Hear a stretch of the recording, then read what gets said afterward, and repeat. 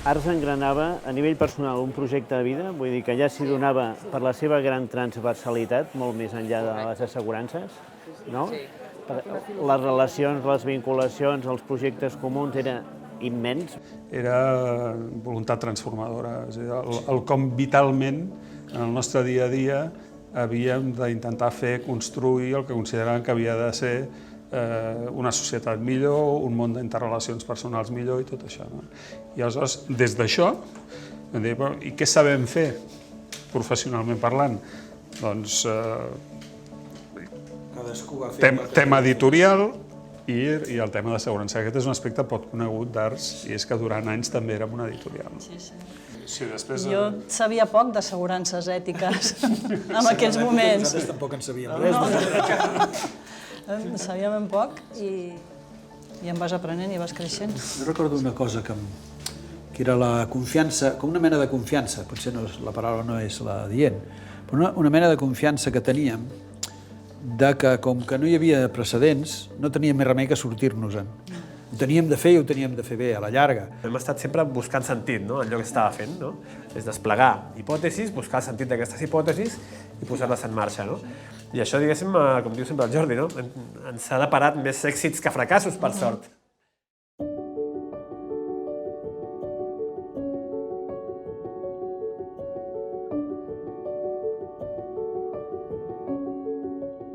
Vaig venir, em va interessar molt el projecte, l'economia social, no?, que és una cosa com molt... Quan la comences a sentir és com molt global tot i fa com cosa, no? Què serà això, no?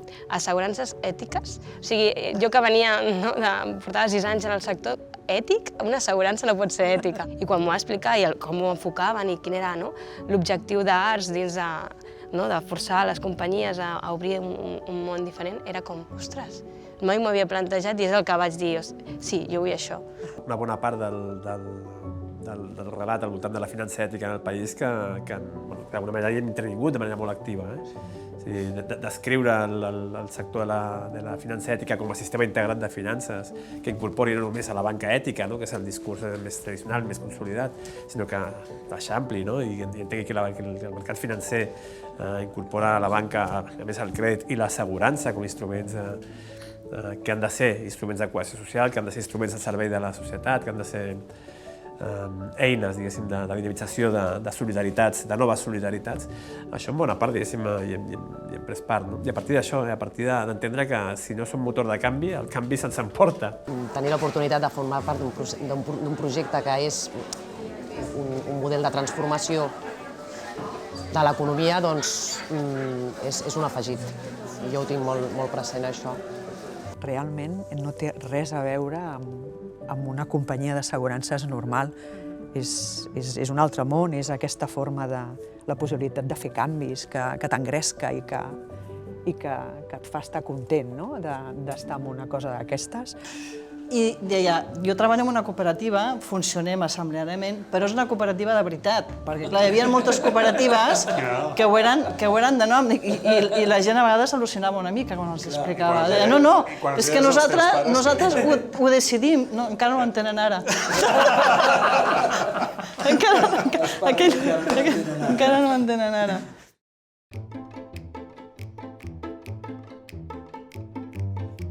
Treballar en una cooperativa, pel fet de ser una cooperativa, de que no ets una persona més que estàs allà assalariat, sinó que ets un soci, tens veu i vot i participes en la vida activa de la cooperativa, té la seva part gratificant.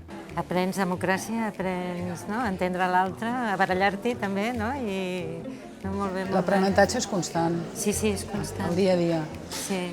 I la satisfacció de poder anar divulgant tot allò que anem incorporant nosaltres. Hi ha com un canvi generacional ara a Arts i som gent fresca, amb ganes, i que a més tenim tota la història darrere que ens recolza. Ens retroalimentem. Sí. Ells amb aquest input i aquesta energia que els caracteritza per la joventut i nosaltres, en general, per l'experiència que hem anat incorporant.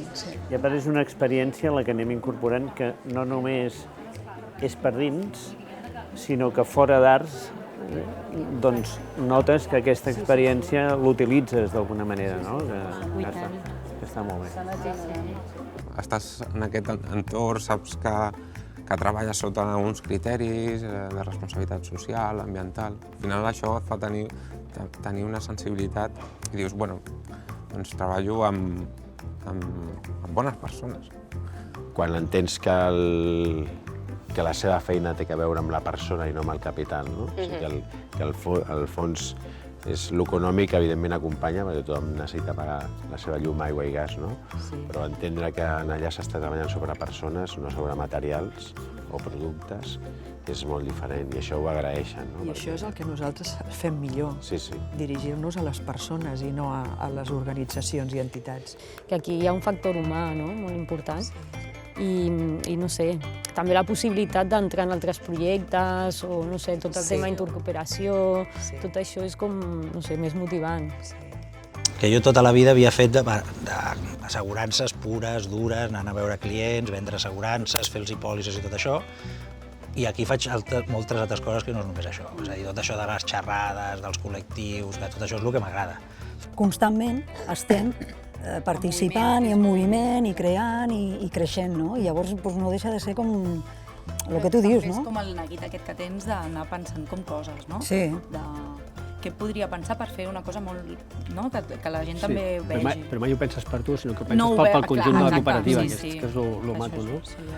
I l'important. Fa 35 anys van definir una forma de treballar que avui està absolutament al dia, continua sent. O sigui, el pal de paller el van posar perfecte i fem coses envoltant d'una idea que és inamovible, que és l'economia social i la capacitat, amb la nostra mesura, de transformar coses. Jo és que penso que hi ha moltíssimes coses a fer.